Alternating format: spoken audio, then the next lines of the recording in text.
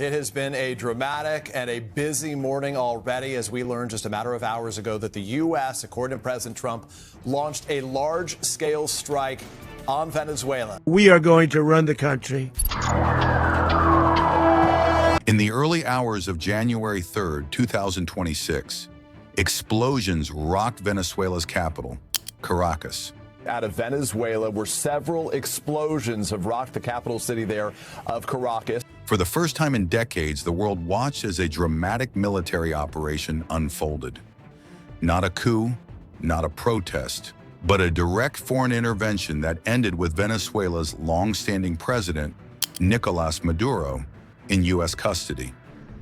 We want peace, liberty, and justice for the great people of Venezuela. This was not just another headline. This was a moment that shook geopolitics, challenged international law, and redefined Venezuela's crisis in real time. Tonight, we explore what led to that night, how it happened, and what it means for Venezuela, the region, and the world. The Venezuelan crisis, a decade of decline. Venezuela's crisis didn't begin overnight.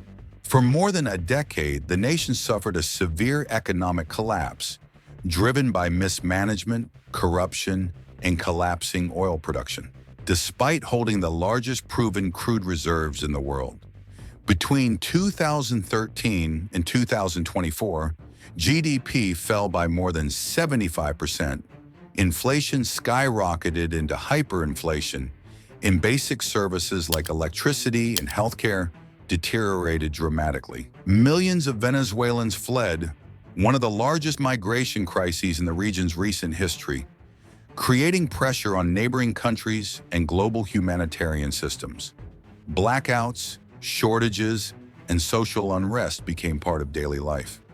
Politically, President Nicolás Maduro remained in power amid controversial elections and accusations of electoral fraud, deepening polarization and instability. Maduro's rule and rising international pressure.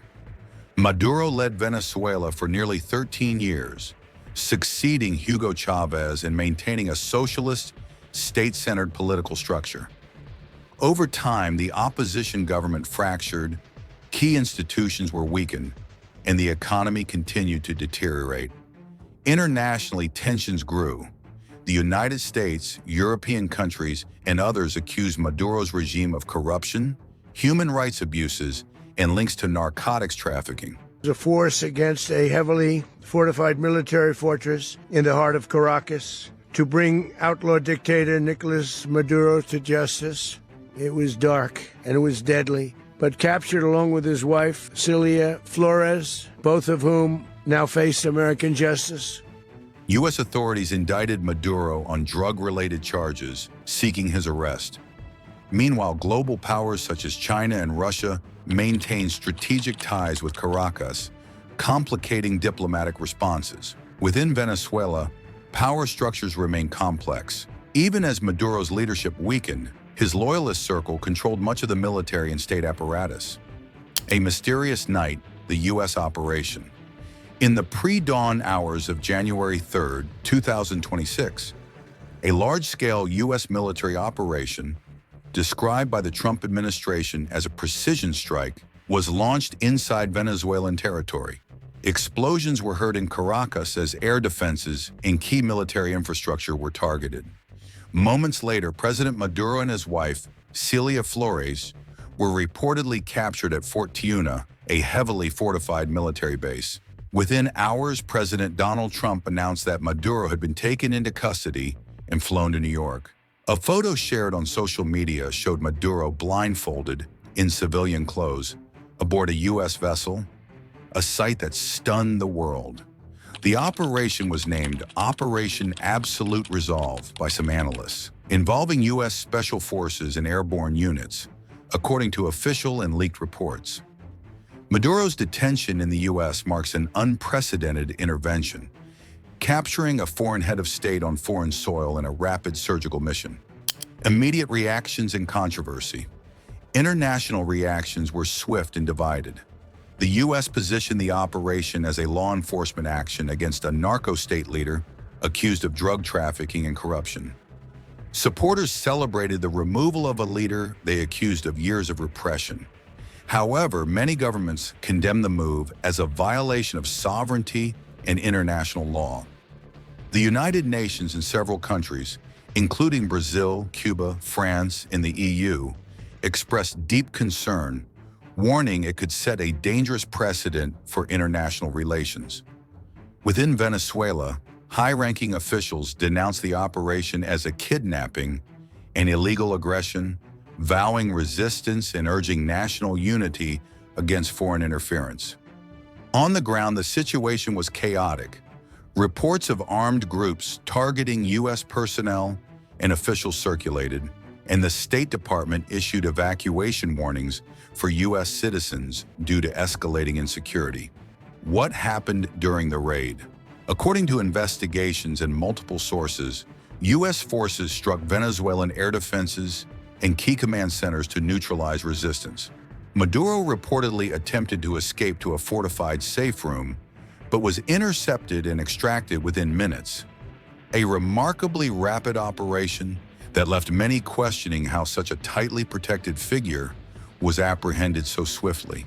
Maduro and his wife were subsequently arraigned in a Manhattan federal court, where they pleaded not guilty to charges including drug trafficking. Judge asked, "Are you Nicolás Maduro Moros?" A defiant Maduro responded in Spanish, "I am the president of Venezuela. I consider myself a prisoner of war. I was captured at my home in Caracas." The judge cut him off. "There will be time and place to get into all of this." Asked for his plea, Maduro said, "I'm innocent. I'm not guilty. I am a decent man." A U.S. judge ordered them held pending further proceedings. The level of coordination and the precision of the operation raised questions about intelligence support from within Venezuela, and whether elements of the regime may have cooperated. Some analysts suggest it was not purely a hostile raid, but may have involved internal negotiations or assistance, though details remain unverified. The regional and geopolitical fallout. The capture of Maduro sent shockwaves across the region. Colombia, Venezuela's neighbor, fortified borders and prepared for potential instability, worried about spillover violence or refugee flows. Cuba, historically aligned with Caracas, condemned the strikes and labeled them an act of war after dozens of Cuban advisors died in the operation. China and Russia faced diplomatic embarrassment and pressure, as both have long-standing ties with Venezuela.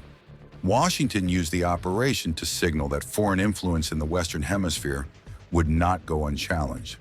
The United States also signaled plans to support reconstruction, possibly involving major oil companies, and hinted that Venezuelan oil, previously supplied to Cuba and China, might be redirected.